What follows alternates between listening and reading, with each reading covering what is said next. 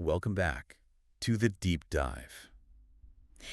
Have you ever really stopped to think about it? About how much hidden power and just incredible nuance is packed into the most common words we use, the everyday phrases in English. It's kind of like having a map you use all the time, but then suddenly you realize there are the whole unexplored areas marked out by, subtle things you hadn't really noticed before. That's a great analogy. Well, today, that's exactly the kind of linguistic expedition we're going on. We're going to dive deep into 4 incredibly common English phrases. Okay. On the surface, they seem totally straightforward. Native speakers use them constantly, probably without a second thought. Right. They're almost automatic. Exactly. But for those of you really working to master English communication, these phrases, they hold some significant keys. And this isn't just about, looking up definitions. No, it's definitely not. It's about getting the why and the how behind them, the unspoken rules, the social stuff, the subtle meanings that really make conversations, work. And that's really our mission here, isn't it? For you, the listener. We want to equip you, not just with more vocabulary lists, but with real confidence. Yeah, confidence is key. We'll peel back the layers on how these phrases actually function in different real-world situations, show you how they work practically, help you grasp those vital nuances, the things that make your conversation sound not just correct, but, natural, effective. Right. So by the end of this, these common phrases, maybe they feel a bit tricky right now, they'll become really powerful, intuitive tools for you, part of your everyday toolkit. And honestly, as we unpack them, I bet you'll have some aha moments like, oh, that's why people say it like that. Or, that explains that weird conversation I had. We're going to explore, let someone know. Then we'll get into the surprisingly rich, how did something go? After that, the really crucial, I am interested in something. And finally, that wonderfully versatile one, hang up. A great selection. Yeah, get ready to see these everyday phrases in a whole new light. Okay, so let's start with let someone know. Like I said, sounds super simple, almost the same as just saying tell someone. On the surface, yes. But if you really listen to how people use it, you quickly realize it's got this richer texture, a specific nuance that's different from just a command or a direct statement. Definitely. It's often softer. Yeah, it's packed with politeness, isn't it? And this sort of implied expectation that a plain tell often just doesn't have. It's like saying, please open the door versus could you let me know when you've opened the door? That's a good comparison. The end result might be similar, but the interaction feels different. Totally different vibe. That's a really insightful point. Because fundamentally, yes, to let someone know is about sharing information. But its real power, I think, is in the context it sets up. It almost always implies either something the other person needs to do or an update that you're going to provide later. Right. It's about the future, often. Exactly. It's rarely about just spitting out information right here, right now. It's more about a future communication, a response that's expected maybe after they've checked something, or an update that you'll give when the time is right. Okay. That sort of subtle time element, the relational aspect, that's where the real magic is, I think. And that relational aspect, you see it playing out all the time. Like, think about when you need info or an update from someone. Okay. If I'm planning something casual, like coffee, I might text a friend, hey, let me know if you're free for coffee later this week. It feels so gentle, right? Like it's pressure. It really does. It doesn't demand an immediate answer. It gives them agency, as you said earlier. Agency, that's the word. Because in that usage, let me know, kind of subtly empowers the listener. It implies they are the ones who should actively inform the speaker. It gives them the flexibility to check their schedule, think about it, and respond when they're ready. It's a polite request, an invitation to communicate. Not a demand. Not a demand. Now, think about the alternative. Tell me if you're free. Ooh, yeah. Feels different. It does, right. Grammatically fine, but it often sounds more direct. Almost demanding, like you're pressing them or putting them on the spot. Yeah, definitely more pushy. And that tiny difference in tone, in social grace, it's huge, especially when you're navigating, work emails or maybe even sensitive personal topics. Oh, that tone difference is everything. Let's take a more formal example. A project manager setting a deadline. Okay. If they say, let me know your decision by Tuesday, it sort of frames it as a polite request for an update. It respects that the other person is working on it, thinking about it. It acknowledges their process. Exactly. Yeah. But if the manager just says, tell me your decision by Tuesday. It feels much more like an order. Right. More directive. The person receiving that might feel less in control, even if the deadline's the same. It's a different psychological impact. One feels like collaboration, the other. Right. Less so. Spot on. And beyond just requesting information, let someone know is also really key when the speaker is the one who's going to give information later, giving notice about something upcoming. Right, right. So if I'm waiting for, say, exam results or something, I might tell a friend, I'll let you know when the results are in. That's not just stating a fact. It's kind of a commitment, isn't it? A promise to update them, to actively inform them once that thing happens. Yes, it manages expectations perfectly. It's almost like saying, don't worry, I've got this. I'll make sure you get the info when it's available. Very reassuring. That's a perfect way to put it. Here, the speaker initiates the future information transfer, usually after some task is done or an event happens or new data comes in. Okay. And this usage, it sets that expectation for future communication. It's a cornerstone in both casual chats and really formal settings, like a company announcement. The company will let employees know about the new policy changes next week. Yeah, you hear that all the time. It highlights that formal, planned communication. It reassures people that the information is coming at a specific time. It's proactive, considerate. So when we really dig into it, what fascinates me is that subtle mix of politeness and agency. It's so embedded in let someone know. Right. Why is it so much more common than just saying tell? What's the deep reason? Well, a lot of it comes down to something linguists call face saving. It's a key part of politeness theory. Face saving. Okay. Yeah, when you use let me know, you're basically minimizing the imposition on the other person. You're saying, look, I get you have your own stuff going on, your own timeline. I trust you to give me this info when it works for you. So you're respecting their space, their freedom. Exactly. You're preserving their negative face. That's the desire not to be impeded, to have freedom of action.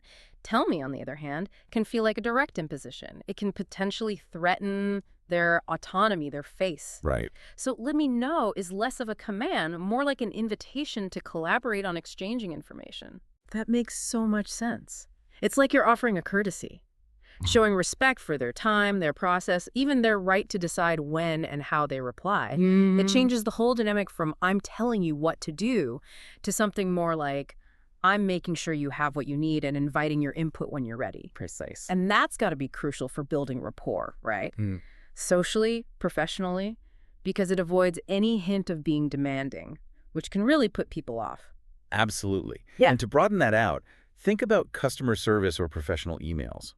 Let someone know is fundamental there. Oh, definitely. Using it correctly can smooth things over, prevent misunderstandings, build that sense of mutual respect. Imagine a customer service reply. We will let you know once your order has shipped. Sounds good. Reassurance. Now compare it to, we will tell you when your order has shipped.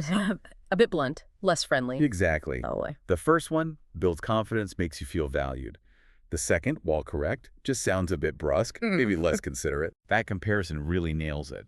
Okay, but for people actively learning English, where do they usually stumble with let someone know? What are the common mistakes?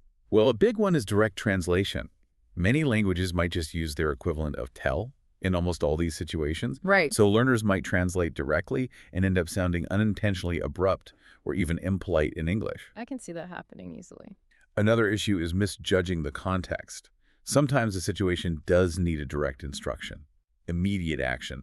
Using the softer let me know might be inappropriate then. Like in an emergency. Exactly. You wouldn't say let me know when the fire's out. You'd probably say call me immediately when it's out or tell me the status now. You need that directness. Right, okay. I remember actually in a meeting once, a colleague kept saying, tell me the status, tell me what you did, over and over. And their intention was probably just efficiency, but the constant blunt tell me started to feel really demanding. Almost like an interrogation, not a team update. Yeah, the tone shifts completely. Totally. And it wasn't what they meant, but it's how it landed. Right. If they just shifted to, could you let me know the status or let me know what you've accomplished, it would have felt so much more collaborative. A perfect example of how that small phrasing change makes a huge difference. So for you, as you navigate your English journey, really getting let someone know right, it boosts your ability to communicate, not just correctly, but effectively, professionally, politely. Yeah. Whether you're asking for something, promising an update, making a commitment, this phrase helps you handle interactions with real finesse and confidence. Okay, moving on. This next one. How did something go? Mm. This is where it gets really interesting, I think. Mm. Because, again, seems so straightforward, just asking about something that finished. But the kind of answers it expects, the information it subtly asks for, Yeah. it's way more than a simple yes or no. You're absolutely right. It's much more than a simple question. It functions almost like a discourse opener. Ooh, okay. Yeah. Discourse opener. Yeah, it's a nuanced way to inquire about the outcome, the progress, or maybe most importantly, the overall experience of an event, a situation, a process. Right, the experience. Fundamentally, it's a follow-up question, but it's cleverly designed to kickstart a deeper chat about something that just happened or reached a key point. It's never just a quick check-in. It's like an implicit invitation for a story. A story, yeah. Yeah. Okay, let's look at a common scenario. Asking for a report or an outcome. Sure. Like after something big, maybe a job interview, your friend wanted to know, they wouldn't just ask, was it good? They'd immediately jump in with, so how did your interview go today? Exactly. The classic follow-up. And they're clearly not just looking for good or bad. Yeah. They want the results, right? The key takeaways, a quick summary of what happened, how you felt it went. They want the highlights, maybe even the awkward bits. Precisely. This usage directly asks for an evaluation success or failure, but crucially, it expects more than just that verdict. It anticipates a brief summary of the event itself. It's the standard, efficient way to check on performance or results, but in a way that asks for context. It implies you should give a little synopsis, what went well, any challenges, the overall feel. Right. Like after a big sales pitch, a colleague asks, how did the pitch go with the new investors? Yeah. The expectation isn't just we did it or we didn't. It's a summary. How did they react? What questions came up? What was the vibe in the room? Did we hit the key points? What's the overall feeling? It's asking for that full picture. A comprehensive debrief almost. Exactly. A request for evaluation and summary. But then there's that other side, the more personal, qualitative side you mentioned. Yes. Where it's less about a quantifiable result and much more about the subjective experience. Like if you just got back from a trip, someone asks, how did your vacation go? Very common. They're not grading your holiday, are they? They're genuinely interested in like your enjoyment, any cool surprises or annoying problems, the general vibe, the memorable moments, maybe even the minor frustrations. Right. They want the story. Yeah, they want to hear the story of your adventure, maybe live it a bit vicariously. And the beauty of this usage is that it probes the actual nature of the event, the journey, how easy or difficult it was, the emotional side of it. It actively invites a narrative, not just a sterile thumbs up or thumbs down. It's about eliciting that story, giving you the floor to recount it. Think about asking a friend, how did building that IKEA bookshelf go? Oh, yeah. Definitely not looking for just good. Right. The question is subtly asking about the whole process. Were the instructions a nightmare? Was it frustrating? Did you have all the screws? How long did it actually take? It's an inquiry into the experience of doing it with all the ups and downs.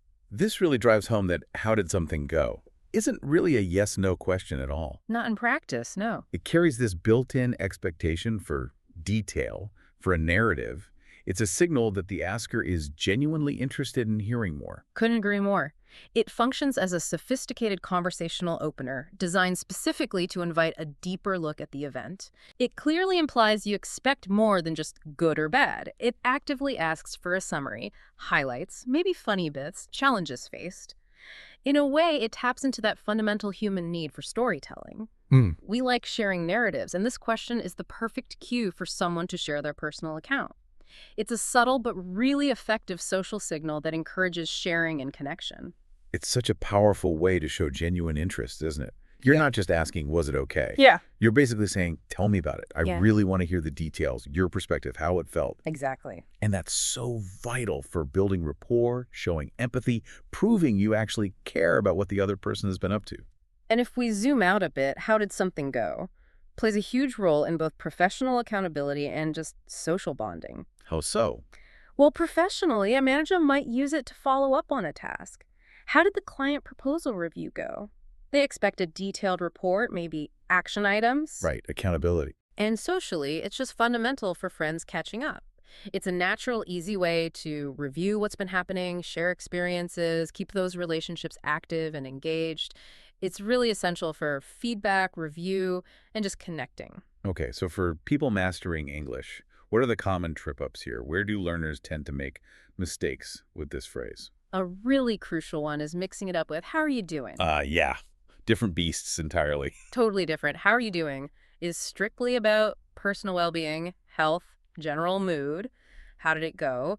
Is always about a specific event, task, or process. Never about the person's general state. Got it. Event specific. Another big pitfall is giving those really short monosyllabic answers when subtly more detail is expected. If someone asks, how did your presentation go? And you just say, fine. Yeah, kind of shuts it down. Exactly. You're inadvertently closing the door on the conversation, missing a chance to engage, maybe even making the asker feel a bit brushed off, like their interest wasn't welcome.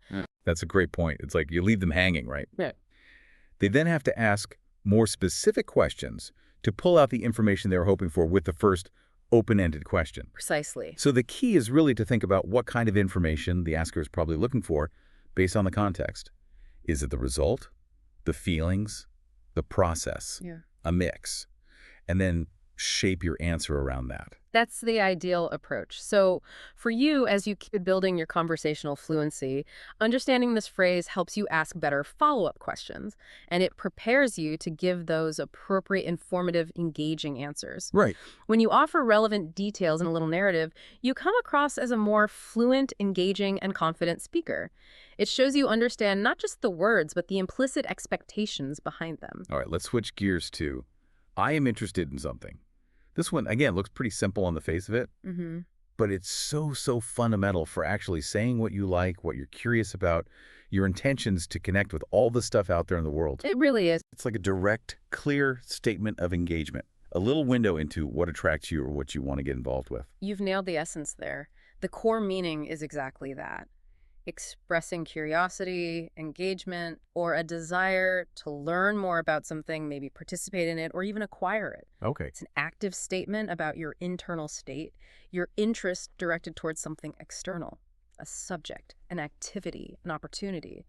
It signals attraction, fascination, or a practical desire to get involved, and it sets the stage for what comes next. And we use this in a couple of key ways, right? First is just expressing that sort of intellectual curiosity, the desire to learn. Yeah, so the pursuit of knowledge or experience. Like I might say, I'm genuinely interested in learning more about the history of jazz music. That's not just a passing thought. It declares an intention, opens up paths, reading, listening, going to gigs. Spot on. This usage signals an open mind, a desire for more engagement with a topic, a book, a film, a field of study. It's about seeking knowledge or experience because something has genuinely caught your attention. Right. Another common example, I'm interested in seeing that new documentary everyone's talking about. You're expressing a specific desire for an experience watching the film because the subject matter has piqued your interest. Yeah, you're drawn to it. Okay, then the second main scenario is more about wanting to actually do something, participate, join in. The active involvement piece. Right. So imagine a local community garden needs volunteers. Yeah.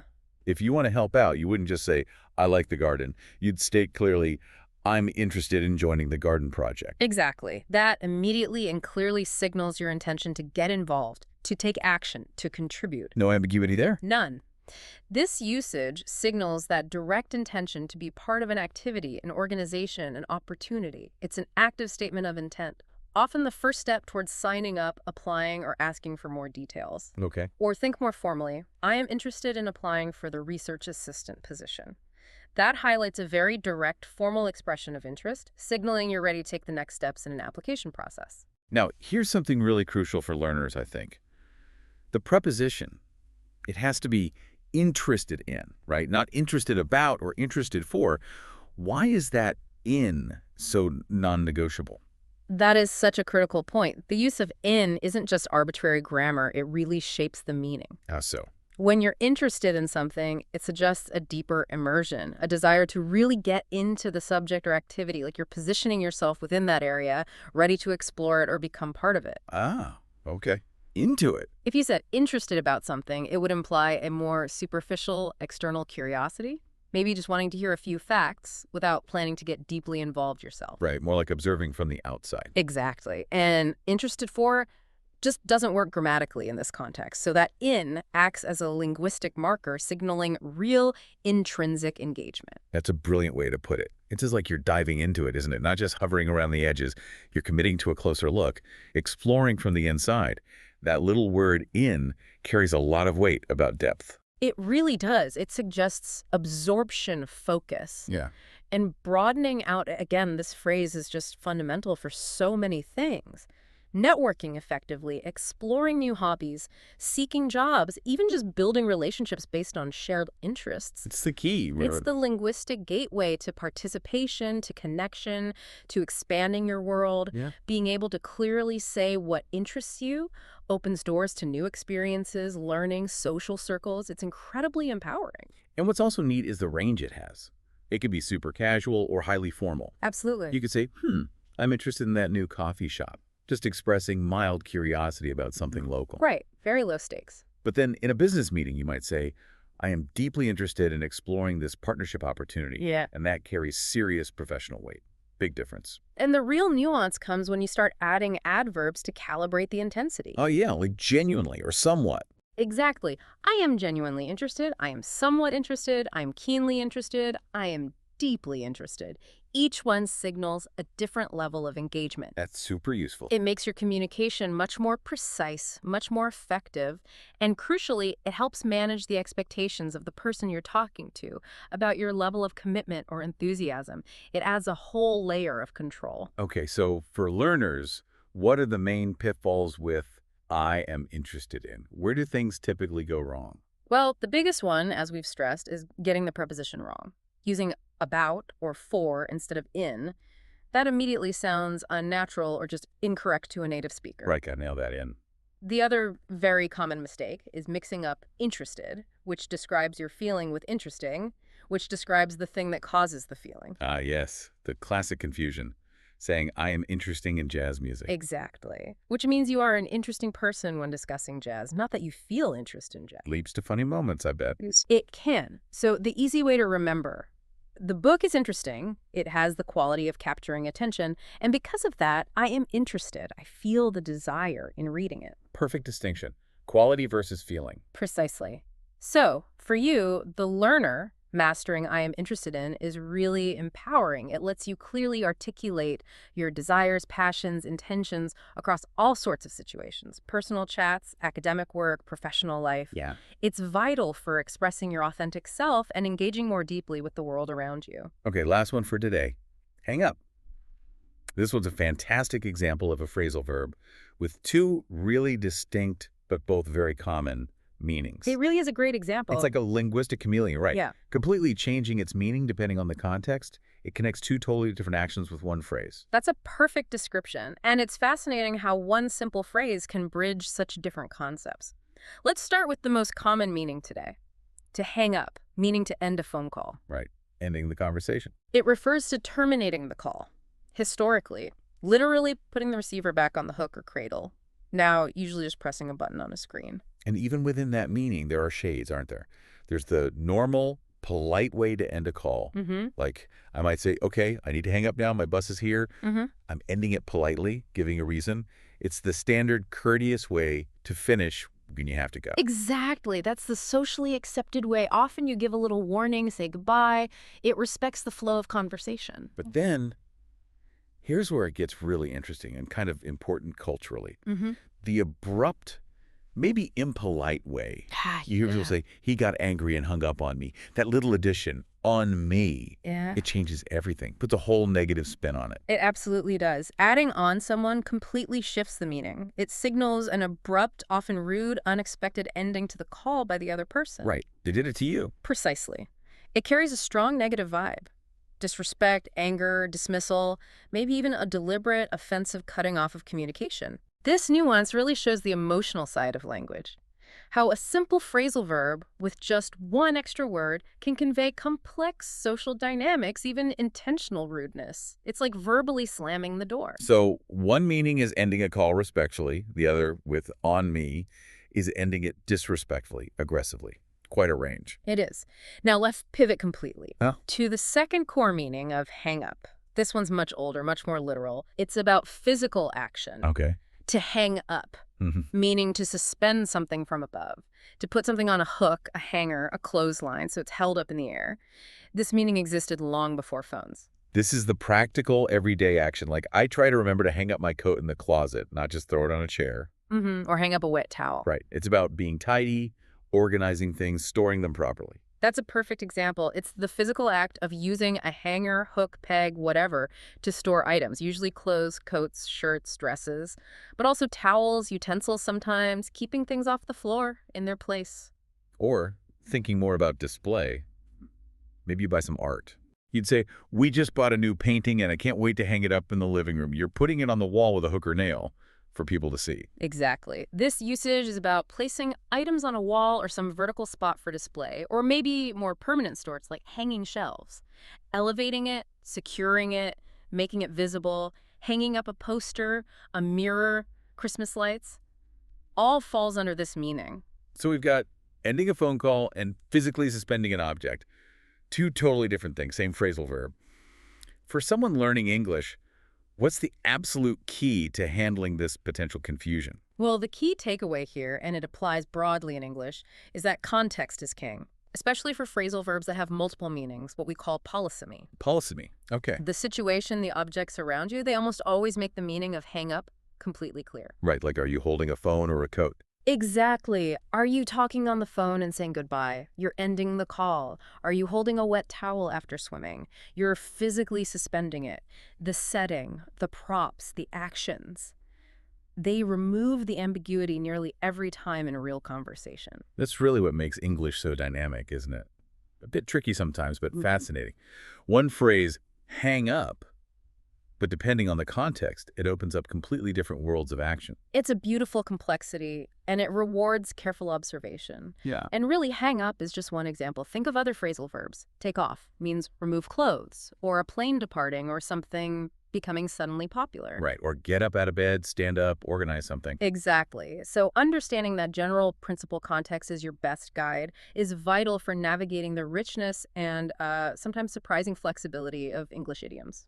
Okay, so for our listeners mastering the language, what are the common pitfalls with hang up? Besides maybe confusing the two meanings if the context wasn't clear, which seems rare. What else? A crucial one is not mixing it up with waiting on the phone. Ah, good point. If you need someone to wait during a call, you say hold on or maybe hang on. You definitely don't ask them to hang up for a moment. Right, because that means end the call. Big difference. Huge difference. Asking someone to hang up for a moment would cause major confusion and maybe the most critical point for social interaction, not understanding the strong negative meaning of hanging up on someone. Yeah, that's a biggie. Using that phrase unintentionally or not realizing how rude it sounds when someone does it to you, that can lead to serious misunderstandings, accidental offense, or just not getting the social cues. It's a very specific, very impactful term for cutting someone off disrespectfully. You definitely don't want to misuse hang up on. It's like that metaphorical door slam over the phone. The social damage could be significant. Indeed. So for you, as you refine your English, understanding hang up with its dual meanings really shows you've got a good handle on idioms and the power of context. Yeah. And that's vital for both smooth social interactions and just practical everyday communication, whether you're ending a call politely or just, tidying up your room. Hashtag tag outro. Wow, okay. That was quite the journey today. We really peeled back the layers on 4 super common English phrases. They look simple, but they're just packed with meaning, subtle rules, specific intentions. We looked at the politeness and let someone know, the story seeking in, how did something go, the connection building in, I am interested in something, and that fascinating double life of hang up. Little linguistic powerhouses, each one. Totally. Waiting to be fully understood. And remember, these deep dives, they're not just about memorizing rules. No. It's about building that gut feeling, that intuitive sense of how English actually works in real life and all its messy, unpredictable glory. It's about becoming a sharper observer of language. Yeah, noticing the little things. Noticing the cues, the context, the unspoken expectations that shape every single conversation we have. Exactly. So here's a final thought for you to take away. Start noticing these phrases in your own day-to-day life. How often do you hear them or use them? And now, after our chat, what new subtleties do you suddenly pick up on in how other people use them? And maybe more importantly, how could you start using them differently, more effectively, maybe with a bit more confidence? We really encourage you to just listen actively. Listen to the conversations around you, spot these common phrases, pay attention to the intentions, the social dynamics behind them. Yeah. That kind of active, informed listening, it's such a powerful way to keep learning, keep discovering, and truly master the art of confident, nuanced English communication. Keep listening, keep noticing, keep growing.